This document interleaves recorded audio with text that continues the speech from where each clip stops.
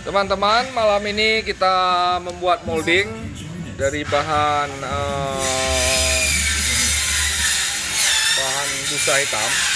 Nah, kita akan mempelajari bagaimana menjaga kekuatan busa hitam ini tetap kuat ketika diproduksi. Nah, begini dia. Jadi dilem di setiap sudutnya ya. Mas Yogi ya. Iya, Bang. Ya. Ini yang tipis. Ini ketebalan berapa ini, Mas Jeffrey? 9 ya. Nah, Jadi dengan ketebalan 9 nanti GRC-nya juga 9 mili ya. iya. 9 mili. Nah, ini teman-teman bagaimana ngelemnya. Itu di samping aja, tengahnya juga. Ya, dalamnya juga. Dalamnya juga dilem. Oh gitu Ya, ya. sini Biar dilem. kuat ya. Tahan, baru dilem sampingnya. Jenis lemnya kita rahasiakan aja ya. Iya. Ya.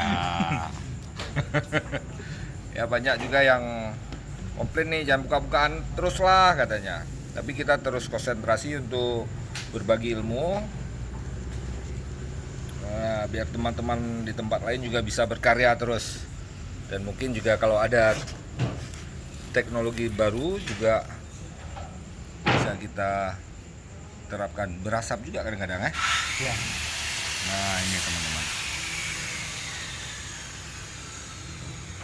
Ini molding busa hitam atau sering disebut busa hati.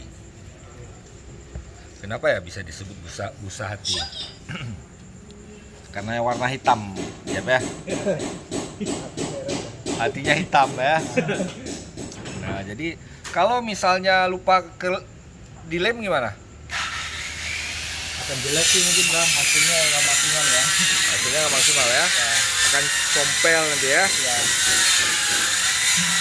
Nggak kuat, artinya dilem ini biar kokoh sudut-sudutnya, sehingga ketika disiram oleh semen atau cairan serat GRC-nya itu dia nggak akan goyang ya, tetap ya.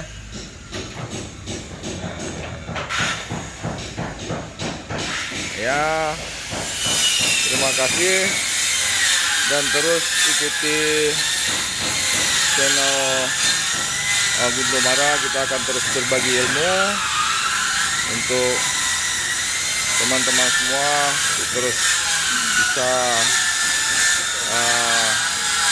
berkarya. Terima kasih. Assalamualaikum warahmatullahi wabarakatuh.